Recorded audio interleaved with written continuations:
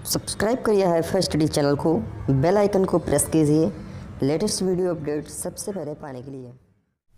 Hello friends, welcome back hi fi study changing the way of education. दोस्तों, जो ये video होगी ये सभी सेमेस्टर वालों के लिए बेहद इम्पॉर्टेंट होने वाली है। चाहे आप फर्स्ट में हो, सेकंड में हो, थर्ड में हो या कह लें आप चाहे फोर्थ में हो, ठीक है ना। अगर आपका वो चैप्टर आपके बुक में है तो आपके लिए बेहद इम्पॉर्टेंट होने वाली है ये वीडियो, क्योंकि इस वीडियो में आपको कंप्लीट जितने डीएलएड में फार्मूले लगते हैं समथिंग में थर्ड सेमेस्टर का तो पूरा ही पूरा कवर हो जाएगा। साथ में सेकंड वाले भी देख सकते हैं क्योंकि बीज गणित उनमें भी है, रेखा गणित उनमें भी है। साथ में थर्ड वाले, फर्स्ट वाले और फोर्थ वाले भी इसको देख सकते हैं। उसके साथ साथ मैं आपको थोड़ा सा कैलकुलेशन करना भी बताऊँगा कि अगर लिखा मिल जाता है 1331/121 तो आप उसको फैक्टर के रूप में तोड़कर कैसे उसके आप लोग भाग कर सकते हो, कैसे आप लोग उसका रिमाइंडर पता कर सकते हो, वो सभी चीज़ें मैं आपको यहाँ पर डिस्कस कराने वाला हूँ। तो वीडियो बेहद इंपॉर्टेंट है, वीडियो को पूरा अंत तक वॉच करना, पसंद आने पर लाइक करना, चैनल पे पहली बार आए हो तो सब्सक्राइब अवश्य करना, ठीक है ना। तो दोस्तों शुरुआत करते हैं। और ये वीडियो बहुत लोग कह रहे थे, बहुत दिनों से कह रहे थे कि सर इसके ऊपर वीडियो बना दीजिए, बता दीजिए इसमें क्या होता है, क्या फार्मूले क्या होते हैं। कई लोग कमेंट भी कर रहे थे। तो दोस्तों फाइनली वो वीडियो आ चुकी है, तो इस वीडियो को पूरा वॉच करना, ठीक है ना। देखिए, सबसे पहले आप में थर्ड सेमेस्टर में सबसे पहला टॉपिक है अनुपात और समानुपात। उसमें कौन कौन से फार्मूले लगते हैं वो चीज़ हम लोग देख लेते हैं, ठीक है ना। देखिए, फर्स्ट फार्मूला अनुपात और समानुपात में क्या आता है। अनुपात समानुपात, देखो अनुपात रेशियो में तो कोई फार्मूला नहीं होता है, लेकिन समानुपात में फार्मूला होता है। क्या होता है उसमें? दो रेशियो होते हैं, ए रेशियो बी और बी रेशियो सी, ऐसे करके दो फार्मूले दो रेशियो होते हैं। अगर यहाँ पर इसकी बात कर लें तो ये मेरी फर्स्ट टर्म होती है, इसकी बात कर लें तो ये मेरी सेकंड टर्म होती है, इसकी बात कर लें तो ये मेरी थर्ड टर्म होती है और ये मेरी फोर्थ टर्म होती है। ये टर्म होती हैं। तो यहाँ से हम इसको कहेंगे फर्स्ट, इसको कहेंगे हम लोग प्रथमानुपाती, इसको कहेंगे द्वितीयानुपाती, इसको कहेंगे तृतीयानुपाती और इसको कहेंगे हम लोग चतुर्थानुपाती। ठीक बात ना भाई, समझ रहे हो कि नहीं समझ रहे हो? ठीक है। अब देखो, अगर आपको यहाँ पर आपको मैंने बताया था अभी जल्द ही मैंने आपको रेशियो पढ़ाया है कि अगर इस रेशियो को मैं ए भी तो लिख सकता हूँ, ए रेशियो बी, और जो समानुपात है उसको मैं बराबर का चिन्ह लगा के लिख सकता हूँ B ratio C. Cross multiply कराओगे तो बी स्क्वायर बराबर ए मल्टीप्लाई का सी। ये फार्मूला आपका जो होता है ये आपका मध्यानुपाती का होता है। किसका होता है? मध्यानुपाती का ये आपका फार्मूला होता है। जब कभी क्वेश्चन में कहेगा, दो रेशियो दे देगा कि इन रेशियो का मध्यानुपाती निकालिए, तो सीधे आप यहां से ऐसे निकाल सकते हो, एक मल्टीप्लाई सी और उसका क्यूब रूट कर देना, स्क्वायर रूट कर देना, तो आपको पता चल जाएगा।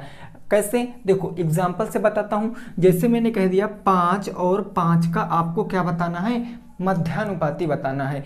तो इसको आप मान लीजिए ई ए, इसको मान लीजिए सी, क्योंकि फार्मूले के अकॉर्डिंग चलेंगे। तो ए और सी यानी 5 का मल्टीप्लाई कराएंगे और इसका स्क्वायर रूट निकालेंगे, क्योंकि ये उधर जाएगा तो इधर स्क्वायर रूट में तो बदलेगा, यानी कि 5 पंजे 25 और 25 का स्क्वायर रूट यानी 5 आ जाएगा इसका मिड, ठीक है ना। इसका कहा जाएगा मध्य अनुपात आ जाएगा। क्लियर बात हो गई। अब यहीं से अगर दोस्तों तृतीय अनुपाती पूछेगा तो वो भी समझो कैसे निकालेंगे, ठीक है ना। देखो दोस्तों, ये मैं सब कुछ एक बार बता चुका हूँ, लेकिन फिर भी कई लोग कह रहे थे कि सर एक वीडियो में आप कंप्लीट फार्मूले बता दीजिए जिससे हम लोग अच्छे से नोट्स बना सकें। तो वो घड़ी आ गई है। देखो, अगर यहाँ से तृतीयानुपाती पूछेगा तो क्या करेंगे? तृतीयानुपाती मतलब ये होता है, ठीक है ना, ये वाला, क्योंकि तीसरे स्थान पर थर्ड टर्म, तृतीयानुपाती ये होगा। अब जैसे मैं आपसे कह दूं कि 12 और 4 का तृतीयानुपाती बताना है, 12 और 4 का तृतीयानुपाती बताना है, तो आप इसका तृतीयानुपाती कैसे बताओगे? जो सेकंड वाली टर्म है, ये सेकंड वाली टर्म जो दूसरे स्थान पर होगा, इसको आपको 2 बार कराना है मल्टीप्लाई और डिवाइड करा देना है फर्स्ट टर्म से। ये पहली वाली टर्म से डिवाइड करा देंगे, क्योंकि इसका फार्मूला ही होता है सेकंड मल्टीप्लाई सेकंड बटे का फर्स्ट। ये आपका फार्मूला होता है किसका? थर्ड रेशियो का, तीसरा समानुपात का। तो देखो 4 चौके 16 काटेंगे तो 12 एक कम 12, 4 बचेगा, 12 तियां 36, ऐसे करके काटेंगे तो 1.33 आएगा आपका आएगा क्या, तो वो आएगा आपका तृतीयानुपात। तृतीयानुपात ऐसे आएगा। फार्मूला लिख लीजिए, तृतीयानुपात का फार्मूला होता है second number multiply second number divided by first number. Second number multiply second number divided by first number. बात इतनी सी क्लियर है ना। ऐसे करके अगर चतुर्थानुपाती पूछेगा तो 3 नंबर देगा, अगर फर्स्ट अनुपाती पूछेगा तो 3 नंबर देगा। तो ये तो आप निकाल लोगे आसानी से। बस सबसे ज़्यादा कन्फ्यूज़न होती है तो तृतीयानुपात में और मध्यानुपात में। मध्यानुपात में क्या करना है आपको, बी स्क्वायर बराबर ए मल्टीप्लाई सी, और तृतीयानुपात में आपको करना सेकंड और गुणे सेकंड बटे फर्स्ट कर देना है, जो आएगा वो आपका तृतीयानुपात आएगा। ठीक है ना। तो ये अनुपात की बात हो गई। अभी मैं आपको आगे बताऊंगा कैलकुलेशन भी कैसे करते हैं, बस आप बने रहना वीडियो के सेशन में। देखो दूसरा जो आपका चैप्टर आता है, दूसरा चैप्टर जो वो आता है घातांक। तो घातांक में कौन कौन से बेसिकली फार्मूले लगते हैं वो चीज़ मैंने आपको बताया था, नहीं पता है तो आप देख लीजिए। घातांक में आपके फार्मूले लगते हैं। सबसे पहला फार्मूला, अगर a की पावर 0 होती है तो उसका मतलब 1 होता है। अगर किसी नंबर की पावर 0 होती है तो उसका मतलब क्या होता है, 1 होता है। दूसरा फार्मूला क्या लगता है, दूसरा फार्मूला यह लगता है कि अगर किसी के पावर के ऊपर पावर है, किसी के पावर के ऊपर पावर है तो पावरों का आपस में मल्टीप्लाई हो जाता है, ऐसे हो जाता है। आप देख सकते हो यहाँ a की पावर m की पावर n है तो इनके ऊपर मल्टीप्लाई a की पावर mn हो गया है। तीसरा आपका फार्मूला लगता है कि अगर a की पावर m और डिवाइडेड बाई n है, a की power n divided by n यानी भाग है, तो हमेशा क्या होगा, यहाँ पर आप ऐसे भी कह सकते हो, अगर ऐसे लिखा तो n वाला आगे आ जाएगा, ये n वाला ट्रांसफर होके आगे आ जाएगा, तो ये ऐसे हो जाएगा n a की पावर m, a n की पावर m। अगर ये फार्मूले क्लियर हैं तो लेगोरिथम के आप सभी फार्मूले नहीं याद करना पड़ेगा आपको, क्योंकि यही सभी फार्मूले लेगोरिथम में लगते हैं। थोड़ा सा चेंज आता है, क्या आता है वो मैं अभी आपको बताऊंगा। ठीक है ना। ये होता है, अगर मैं कह दूं यहाँ पर लिखा है a की पावर m मल्टीप्लाई a की पावर n लिखा है, a की पावर m मल्टीप्लाई a की पावर n। जब बेस बराबर होंगे तो घातें आपस में जुड़ जाती हैं, यानी a की पावर m प्लस के n हो जाएगा, a की पावर m प्लस के n हो जाएगा। ठीक बात ना। अब देखो, अगर मेरे बेस इक्वल हैं और घातों को आपस में डिवाइड करते हैं, अगर बेस इक्वल हैं और घातों को आपस में डिवाइड करते हैं तो घातें हमारी घट जाती हैं, a की पावर m माइनस का n हो जाता है, a की पावर m माइनस का n हो जाता है। एक और कंसेप्ट होता है आपका, क्या होता है कि अगर कोई पावर मेरी निगेटिव है, मान लिया माइनस का m है, a की पावर माइनस का m, और इस पावर को मेरे को पॉजिटिव बनाना है तो इसको नीचे कर देंगे, उसके ऊपर बटे 1 मान लेंगे, यानी a की पावर m, ऐसे पॉजिटिव आ जाएगा। तो बस बेसिकली जो होते हैं मेरे वो इतने ही फार्मूले लगते हैं घातांक में। घातांक में केवल इतने ही फार्मूले लगते हैं, और जो हैं 1-2 फार्मूले हैं वो तो मैं आपको बताऊंगा। ठीक है ना। अभी प्रैक्टिस सेशन कराऊंगा दोस्तों, बस आप लोगों की डिमांड के ऊपर ही इस वीडियो को बनाया जा रहा है, बाकी कोई दिक्कत वाली बात नहीं। टॉपिक टू टॉपिक हमारी डेली वीडियो आती रहेंगी। ठीक है ना। तो ये हो गया घातांक। अब तीसरा चैप्टर जो हम पढ़ रहे हैं, प्रेजेंट में पढ़ रहे हैं सिंपल और कंपाउंड इंटरेस्ट, तो उसके भी फार्मूले हम लोग देख लेते हैं। आप लोग इसका जल्दी से स्क्रीनशॉट ले लीजिए, तुरंत का तुरंत स्क्रीनशॉट ले लीजिए। फिर हम लोग देखेंगे कौन सा, अपने सिंपल और कंपाउंड इंटरेस्ट के फार्मूलों को। ठीक है ना। अभी आप फार्मूले सीखिए, अभी इसमें तुरंत आगे मैं आपको कैलकुलेशन करना भी बताऊंगा कि फास्ट कैलकुलेशन कैसे कर सकते हो, बस देखते रहना। देखो, अब अगर हम सिंपल इंटरेस्ट और कंपाउंड इंटरेस्ट की बात करें तो इसमें 2 फार्मूले लगते हैं, बस 2 ही फार्मूले से पूरा काम हो जाएगा। सिंपल इंटरेस्ट का एक फार्मूला लगता है कि साधारण ब्याज यानी SI बराबर क्या होता है आपका, P into R into T और बटे का 100 होता है। बस P से प्रिंसिपल यानी मूलधन, R से रेट यानी कि दर, T से टाइम यानी कि समय, और SI मतलब सिंपल इंटरेस्ट साधारण ब्याज, ये सिंपल इंटरेस्ट का लगता है। CI का एक फार्मूला होता है A बराबर का P 1 प्लस R बटे 100 की पावर N। ठीक है ना।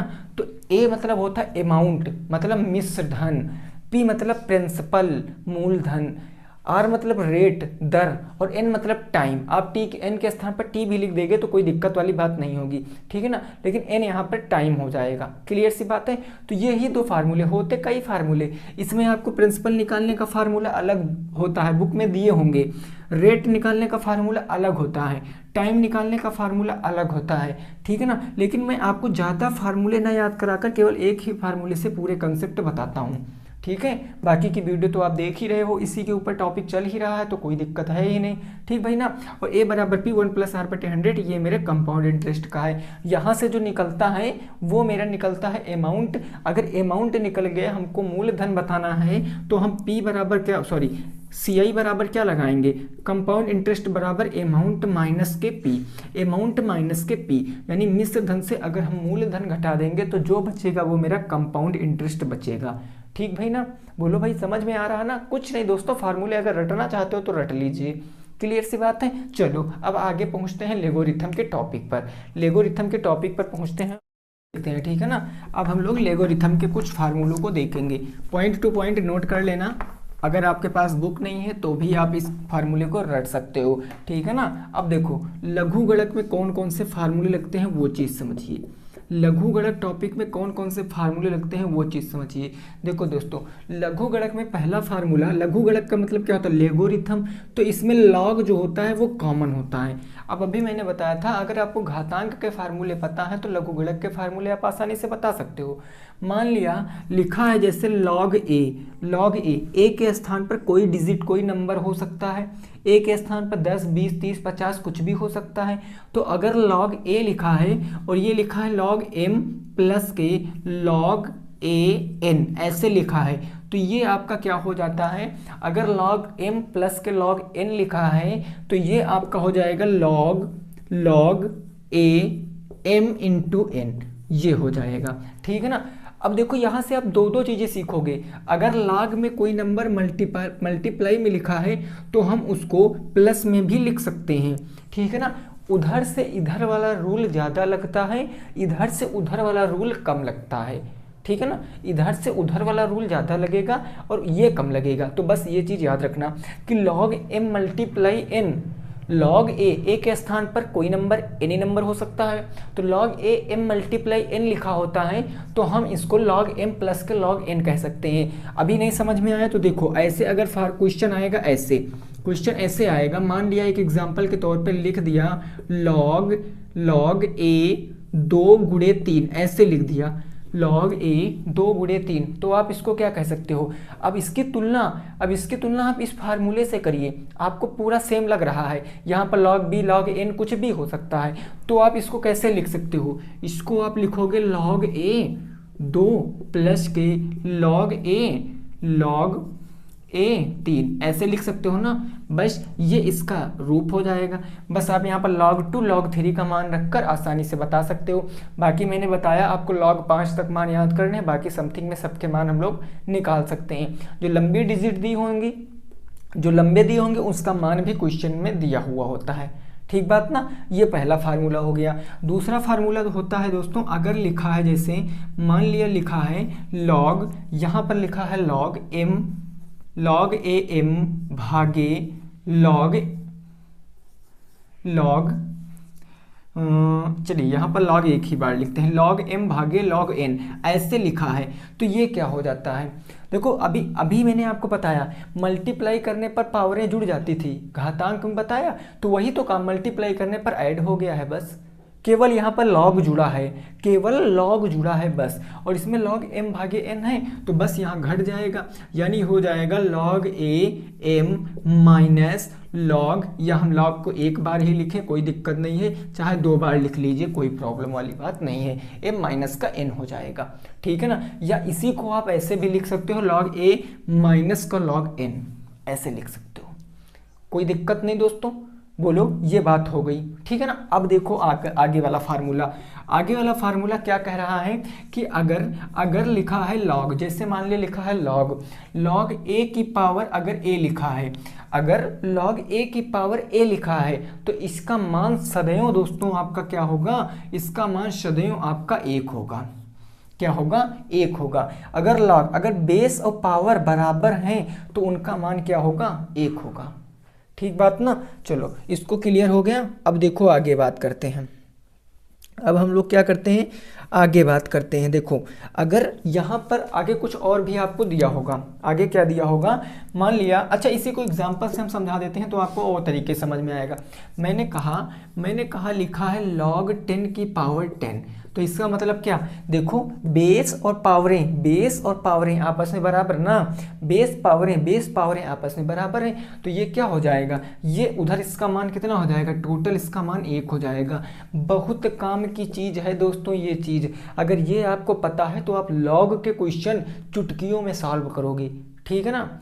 कहने को लॉग लोगों को कठिन लगता है, लेकिन लॉग से आसान कोई चैप्टर ही नहीं होता। हाँ कैलकुलेशन होती है वो मैं मानता हूँ, लेकिन बस आप यहाँ पर चीज़ें समझिए ना। कोई प्रॉब्लम लग रही है आपको, भाई बोलो आपको कोई प्रॉब्लम लग रही है, नहीं लग रही ना, तो ठीक है। अब देखिए आगे, अगर दोस्तों यहीं पर कोई चीज़ ऐसे करके लिखी होती है, मान लिया, या आप इसको कुछ ऐसे समझिए, अगर आपको यहाँ कुछ लिखा है, ये log m भागे n, कभी कभी log ऐसे भी लिख देते हैं log m divided by n, तो उसका मतलब भाग ही होगा, उसका मतलब भाग ही होता है, ठीक है ना। अब देखो एक बात और, जैसे मैंने लिख दिया log a to the power 3 मैंने लिख दिया, तो इसका मतलब क्या होगा, log a to the power 3 ये लिख दिया, तो जो पावर है वो आगे मल्टीप्लाई में आ जाएगी, बाकी सेम ऐसे रहेगा।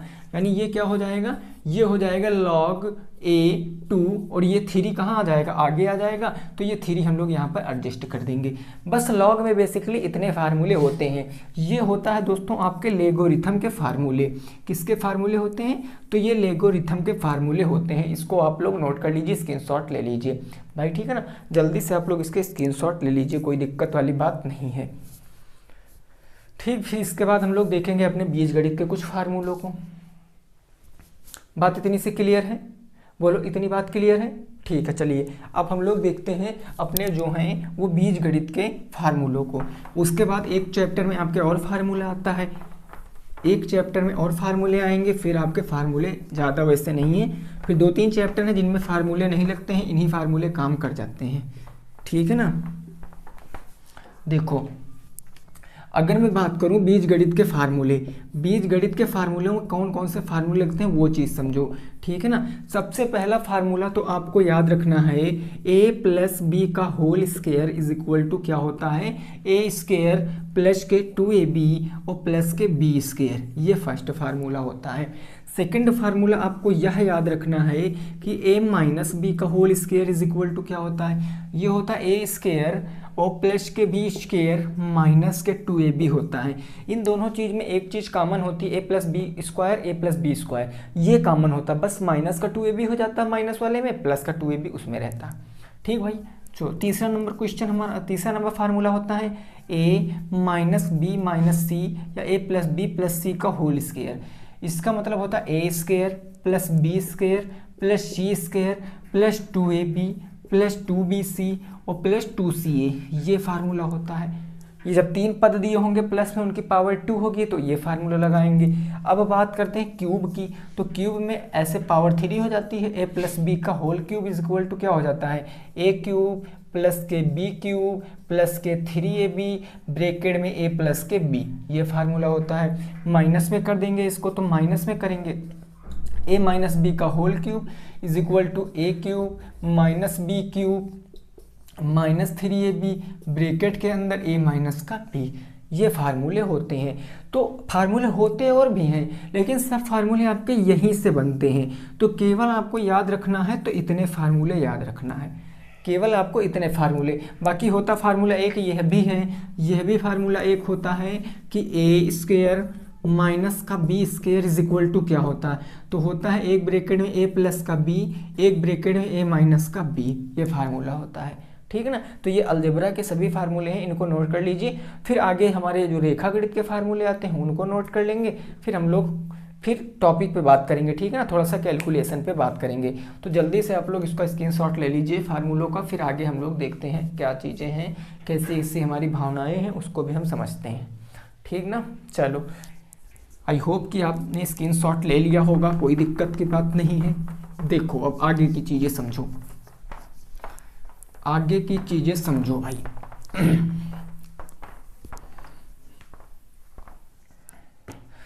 यहाँ पर देखो, अब आपके रेखा गणित के फार्मूले में बता रहा हूँ, आपके रेखा गणित के मैं फार्मूले बता रहा हूँ। रेखा गणित में कौन कौन से फार्मूले लगते हैं। सबसे पहले तो आपको एक पाइथागोरस परिमेय याद रखना है। पाइथागोरस परिमेय याद रखना है आपको। वैसे याद होगा सभी को, ये मुझे पता है।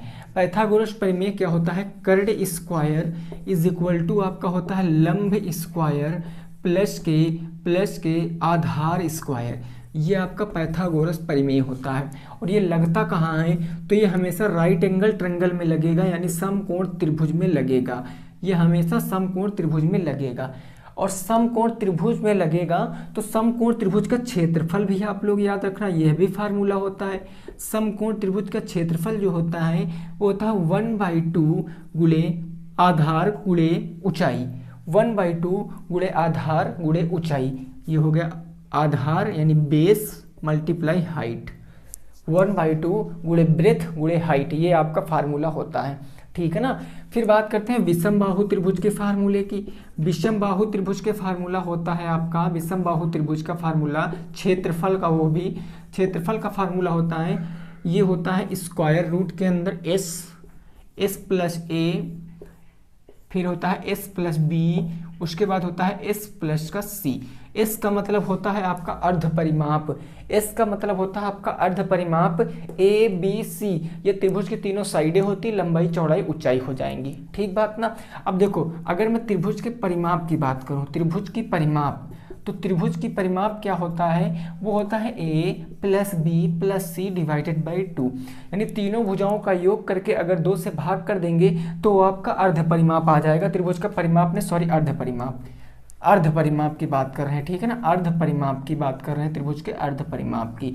और यहीं से अगर परिमाप पूछेगा तो डिवाइड नहीं कराएंगे, केवल ए प्लस बी प्लस सी कर देंगे तो त्रिभुज का परिमाप पता चल जाएगा।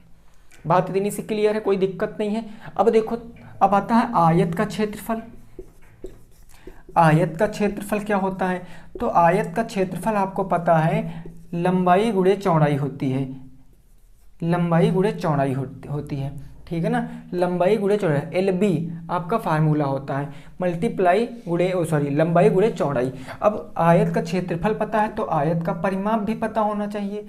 आयत का परिमाप क्या होता है भाई, तो होता है 2 ब्रैकेट में होता है एल प्लस का बी, ये आयत का परिमाप होता है, ये आयत का परिमाप होता है। उसके बाद हम लोग बात कर लेते हैं वर्ग की। वर्ग की बात कर लेते हैं तो वर्ग का हमारा, वर्ग का जो परिमाप होता है, तो वर्ग का परिमाप होता है 4 गुणे का भुजा। वर्ग का परिमाप होता है 4 गुणे का भुजा। वर्ग के क्षेत्रफल की बात करते हैं, वर्ग के क्षेत्रफल, तो वर्ग के क्षेत्रफल की हम लोग बात करते हैं, भुजा स्क्वायर हो जाता है, भुजा स्क्वायर। जो भुजा दी होगी उसका स्क्वायर, मतलब 4 दिया तो 4 का स्क्वायर 16, 5 दिया तो उसका 25, 9 दिया है तो उसका 21 हो जाएगा, ठीक है ना भाई। तो बस अब इसको याद रखना है, क्लियर बात हो गई है। बस ये इतने फार्मूले होते हैं। अब थोड़ा सा हम लोग वर्क कर लेते हैं अपनी कैलकुलेशन पर, बाकी जो फार्मूले हैं वो चैप्टर में आपको बताए जाएंगे, ठीक। तो चलो दोस्तों, अब हम लोग बात कर लेते हैं कैलकुलेशन की। थोड़ा सा कैलकुलेशन कैसे हम लोग फास्ट कर सकते हैं, ठीक है ना, उसकी बात कर लेते हैं। देखो, जैसे चीज़ ऐसे कभी कभी आ जाती है हमारे सामने, खास करके सिंपल और कंपाउंड इंटरेस्ट में तो ज़्यादा ही आ जाती है। जैसे मान लिया लिख गया 1331 डिवाइडेड बाई 121, तो हम इसको भाग कैसे करेंगे, हम इसको भाग कैसे करेंगे। तो देखो, जो आपका, अब आप कहोगे सर 121 का तो टेबल हमको आता नहीं है, 121 का तो टेबल आता नहीं, तो आपको 10 तक टेबल आता है, बस आता होगा तो 20 तक आता होगा, ठीक है ना, लेकिन मैं आपको 10 तक बता रहा हूँ। अगर आपको 10 तक टेबल आता है तो आप क्या करोगे, ऊपर वाली संख्या को आप ऐसे रख दीजिए 1331 बटे नीचे वाले संख्या को आप ऐसे मल्टीपल में तोड़िए कि इनका मल्टीप्लाई इतना आना चाहिए बस। तो मैं 121 को 11 गुणे 11 भी तो कह सकता हूँ, 11 गुणे 11 भी तो कह सकता हूँ। अब 11 की टेबल तो आपको आ रही है ना, 11 की टेबल आपको आ रही है, 11 से काटिए, 11 से काटोगे तो 11 एक कम 11 हो गया, 11 दूना 22, 11 एक कम 11, अब 11 से काट दोगे तो 11 आंसर आ जाएगा। बोलो भाई, कोई प्रॉब्लम नहीं है ना। बस आप अपने अकॉर्डिंग चीज़ों को समझिए। ये सब चीज़ें दोस्तों अपने आप से निकलती हैं, ये कहीं किसी बुक में नहीं मिलेंगी, ये सभी चीज़ें आप अपने आप से निकालोगे। एक और एग्जांपल, जैसे मैंने कह लिया 3125, मैंने कहा 3125 को आपको किस में काटना है, 3125 को मान लिया आपको किस में काटना है, मान लिया अब 50 में काटना है, 50 से काटना है, ठीक है ना। 31 25 को 50 से तो आसानी से काट दोगे, मान लिया 55 से काट लिया, तो अब देखो अब आपके लिए प्रॉब्लम क्रिएट हो जाएगी। क्यों? क्योंकि सर यहाँ पर 55 का टेबल हमको नहीं आता है, लेकिन हम 11 के और 5 के मल्टीपल में तो इसको तोड़ सकते हैं। तो इसको हम 31 25 बटे 11 गुणे 5 कह सकते हैं कि नहीं सकते, चाहे 55 को चाहे 11 पचे 55, बात एक ही ना। अब इसको 5 से काटो पहले, 5 छक्का हो गया 30, 5 दूनी हो गया 10, 5 पंजे 25, 11 से काटिए तो 11 पचे हो गया 55, कितना बचा भाई 55, 7 बचा तो कितना हो गया यहाँ पर 7 बचा तो हो गया 75, 55 7 5 12 75 और 11 पचे 55, 11 पचे 55, 11 छक्का 66, जितना बचा है पॉइंट में चला जाएगा। अब तो काट सकते हो आसानी से, 55 से काटते तो कितना प्रॉब्लम होती, इससे आप आसानी से काट सकते हो, ठीक है ना। तो ये सब चीज़ें होती हैं। और दोस्तों आपको और भी मैं बता दूं, कुछ चीज़ें होती हैं जो आपको याद रखनी है, ठीक है ना। देखो क्या क्या चीज़ें याद रखनी है। कभी कभी क्वेश्चन में फंस जाता है कि 1 मीटर क्यूब में कितने लीटर होते हैं, 1 मीटर क्यूब में कितने लीटर होते हैं। तो 1 मीटर क्यूब में आपके 1000 लीटर होते हैं। बड़ा बड़ा कहीं से नोट कर लेना कॉपी पे और इसको हाईलाइट कर लेना। 1 मीटर क्यूब में 1000 लीटर होते हैं। और सर्किल का आपको बता दें, सर्किल का तो नहीं बताया, वृत्त का क्षेत्रफल आगे में टॉपिक है। वृत्त का क्षेत्रफल जो होता है वो होता है पाई आर स्क्वायर। वृत्त का क्षेत्रफल पाई आर स्क्वायर होता है। आर से रेडियस त्रिज्या होती है, पाई आर का मान 22/7 होता है। बात कर लें वृत्त का परिमाप या वृत्त की परिधि, तो वृत्त की जो परिधि होती है वो आपकी होती है 2 पाई आर। वृत्त की परिधि होती है 2 पाई आर, ठीक है ना। तो ये 2 फार्मूले आपके रह गए थे, यह भी आपको याद रखने हैं। ये 2 फार्मूले आपके रह गए थे। क्लियर सी बात हो गई ना। 1 मीटर क्यूब में 1000 लीटर होते हैं। भाई बोलो समझ में आ रहा है कि नहीं आ रहा है? कुछ नहीं है दोस्तों, कैलकुलेशन आप अपने मन से बनाओ ना, कोई भी बड़ा से बड़ा गुणा कर दो। और एक बात, अगर किसी नंबर के लास्ट में 5 है, अगर किसी नंबर के लास्ट में 5 है तो वो संख्या 5 के मल्टीपल में ही कटेगी। वो संख्या 5 के मल्टीपल में ही कटती है बस, ठीक है ना। 5 के मल्टीपल में ही वो संख्या कटेगी, ठीक। चलो देखो आगे की कहानी, आगे कुछ और हम लोग कैलकुलेशन देख लेते हैं। आगे कुछ और हम लोग कैलकुलेशन देख लेते हैं, ठीक है ना। जैसे एक मैंने बात कह दी, एक मैंने कह दिया, जैसे चलिए मैंने कह दिया 9801। 9801 को आपको 108 से डिवाइड करना है। 9801 को आप 108 से डिवाइड कीजिए। तो आप ऐसे भाग करने जाओगे 108 नवैया ऐसे करके काटोगे तो बहुत टाइम लगने वाला है। बोलो भाई लगने वाला है कि नहीं लगने वाला है? तो आपको क्या करना है, कुछ ना करिए, नीचे वाले के 2 फैक्टर कर लीजिए। इसके फैक्टर मैं करूंगा तो 12 नवैया 100 कितना होता है, 12 नवैया 108 होता है ना, 18 9 1 9 1 10, 12 नवैया 108, इनके फैक्टर में तोड़ लीजिए बस। तो देखो 9801 बटे में 12 गुणे का 9। अब इसको आप आसानी से काट सकते हो, 9 से पहले काट लीजिए। 9 से काटोगे तो 9 1 9, 9 8 72, 9 9 81, यही तो आएगा ना, यही तो आएगा। 12 से काट लीजिए तो 12 से 84, 12 8 96, 12 नवैया 108, 9 बचा, 0 लगाओगे, दशमलव लगा के 9 में 0 बढ़ाओगे, 90 हो गया। 12 8 96, 12 7 84, तो 90.7। आगे भी आप काटोगे तो देखो कितनी आसानी से आंसर आ रहा है। तो भाई बेहद आसान है आपको कैलकुलेशन अपनी फास्ट करना, लेकिन इसके लिए आपको एक काम करना पड़ेगा। वो काम करना पड़ेगा आपको वर्क। क्या करना पड़ेगा? आपको वर्क करना पड़ेगा बस। आप जितना ज़्यादा वर्क करोगे उतना ज़्यादा कैलकुलेशन आपकी बेस्ट होगी, ठीक है ना। बोलो भाई मैंने कुछ गलत तो कहा नहीं, मैंने तो सही कहा, जितना वर्क करोगे उतना काम आएगा। अगर आपको बाइक चलाना है, मान लिया आपको बाइक चलाना है, तो बाइक आप एकदम से नहीं चढ़ा सकते हो। उसके लिए आपको धीरे धीरे सबसे पहले बाइक को रोकना सीखना पड़ेगा। फिर बाइक पे आपको देखो कि मेरे पैर लग रहे हैं कि नहीं लग रहे हैं, उसके अकॉर्डिंग आप बाइक को धीरे धीरे पहले धीरे धीरे चलाओगे। पहले गियर में, दूसरे गियर में, तीसरे गियर में, चौथे गियर में, ऐसे करके आप धीरे धीरे किसी चीज़ में अच्छा सीख सकते हो। लेकिन उसके लिए आप कोई भी चीज़ है अगर आप वर्क करोगे, उसके ऊपर पकड़ बनाओगे, तो चीज़ें आपको बेहद आसान लगेंगी, ठीक है ना। तो उम्मीद करते हैं आपको सभी फार्मूले पता चल गए होंगे। अभी 2-3 फार्मूले, 4-5 फार्मूले जो भी हैं वो आपको चैप्टर में मैं बताऊंगा। बाकी तब तक के लिए वीडियो को यहीं रोकेंगे, मिलेंगे आपसे कल। तब तक के लिए सभी